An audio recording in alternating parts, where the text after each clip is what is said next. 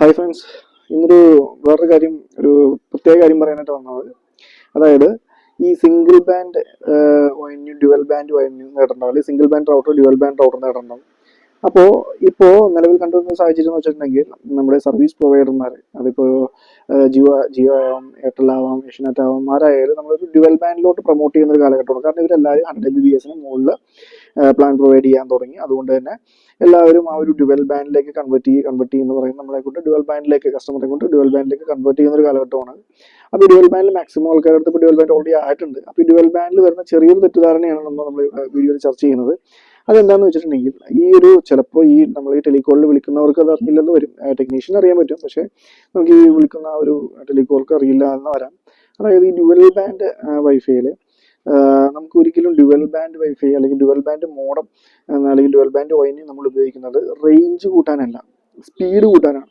അതായത് ഒരു 2.4 ഫ്രീക്വൻസിയിൽ വരുന്ന ഒരു മോഡം ആണെങ്കിൽ അല്ലെങ്കിൽ ഒരു വൈന്യൂ ആണെങ്കിൽ അതിനകത്ത് നമുക്ക് ആവറേജ് നോർമൽ മൊബൈലുകളിൽ, ഹൈ എൻഡ് മൊബൈലുകളല്ല, നോർമൽ മൊബൈലിൽ ഒരു 30 to 40 സ്പീഡാണ് നമുക്കത് കിട്ടുന്നത്. ഇപ്പോൾ ഒരു നല്ലൊരു ഹൈ എൻഡ് മൊബൈൽ ആണെങ്കിൽ മേ ബി 70-90 ഒക്കെ കിട്ടുന്ന മൊബൈലുകൾ ഉണ്ടാവാം. പക്ഷേ നോർമലി നമുക്കൊരു 30 to 40 ഒക്കെയാണ് നമുക്ക് ആ ഒരു നോർമൽ മൊബൈൽ കണക്ഷനിൽ 2.4 നമുക്ക് വരുന്നത്. ഇതേപോലെ ഇത് 5G മാറുകയാണെങ്കിൽ 5G വൈഫൈയിലോട്ട് വരുമ്പോഴേക്കും നമുക്ക് ഹൈ സ്പീഡ് കിട്ടും. അതായത് 200 MBPS എടുത്താൽ അതുപോലെ തന്നെ 200 MBPS നമുക്ക് മൊബൈലിൽ കിട്ടും. അപ്പോൾ അതാണ് 5G പ്രത്യേകത. വളരെ നല്ലതാണ് ഡ്യുവൽ ബാൻഡ്. മാക്സിമം നിങ്ങൾ എടുക്കുക, ഹൈ സ്പീഡ് ഉള്ളവർക്കൊക്കെ ഡ്യുവൽ ബാൻഡ് കണക്ഷൻസ് എടുക്കുക, വളരെ നല്ലതാണ്. പക്ഷേ ഇതിനകത്ത് തെറ്റിദ്ധരിക്കപ്പെടുന്ന കാര്യം എന്ന് പറഞ്ഞാൽ നമുക്കൊരു റൂമിലോട്ട് അല്ലെങ്കിൽ കിട്ടുന്നില്ല, അല്ലെങ്കിൽ നമുക്ക് വീടിൻ്റെ ഒരു പോർഷനിൽ കിട്ടുന്നില്ല. അപ്പോൾ അങ്ങനെയൊക്കെ വരുമ്പോൾ നമ്മൾ ഡ്യുവൽ ബാൻഡ് എടുത്തുകൊണ്ടൊരു കാര്യമില്ല. നമ്മൾ റേഞ്ച് കൂടില്ല, റേഞ്ച് കൂടുന്നതല്ല, ഈവൻ 5G റേഞ്ച് കുറവായിരിക്കും. എന്നാലും നമുക്ക് 2.4 ഈ പറഞ്ഞ ഈ ഡ്യുവൽ ബാൻഡ് മോഡത്തിൽ തന്നെ 2.4 വരുന്നുണ്ട്, അതുപോലെ തന്നെ 5G വരുന്നുണ്ട്. അപ്പോൾ നമുക്ക് 2.4 ഉള്ളതുകൊണ്ട് തന്നെ നമുക്ക് ഈ ഡിസ്റ്റൻസ് ഉള്ള റൂമുകളിൽ കിട്ടാത്ത റൂമുകളിലൊക്കെ 2.4 കിട്ടും, അല്ലാത്തവർക്ക് 5G കിട്ടും.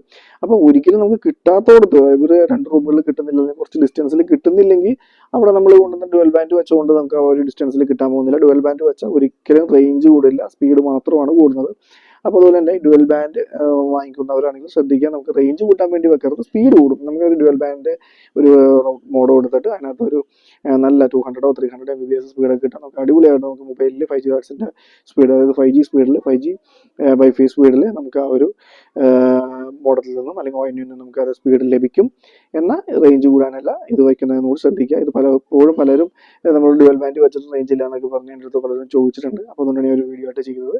നിങ്ങൾക്ക് മനസ്സിലായെന്ന് വിചാരിക്കുക. ടെക്നീഷ്യൻ ആയാലും അത് ശ്രദ്ധിക്കുക, അവരോട് പറഞ്ഞ് മനസ്സിലാക്കുക, കസ്റ്റമറോട് പറഞ്ഞ് മനസ്സിലാക്കുക. ഇപ്പോൾ കസ്റ്റമർ ആണെങ്കിലും നിങ്ങളത് ചോദിച്ച് മനസ്സിലാക്കിയതിന് ശേഷം ഇൻസ്റ്റാൾ ചെയ്യുക. ഓക്കെ, നിങ്ങൾക്ക് മനസ്സിലായെന്ന് വിചാരിക്കും. എന്തെങ്കിലും ഡൗട്ട് ഉണ്ടെങ്കിൽ കമൻറ്റ് ചെയ്ത് ചോദിക്കുക, ഞാൻ അതിൻ്റെ മറുപടി പറയുന്നതായിരിക്കും. Thank you so much. ഇതുപോലുള്ള നെറ്റ്വർക്കിംഗ് CCTV റിലേറ്റഡ് ആയിട്ടുള്ള ട്യൂട്ടോറിയൽ വീഡിയോസുമായിട്ട് നമുക്ക് വീണ്ടും കാണാം. Thank you.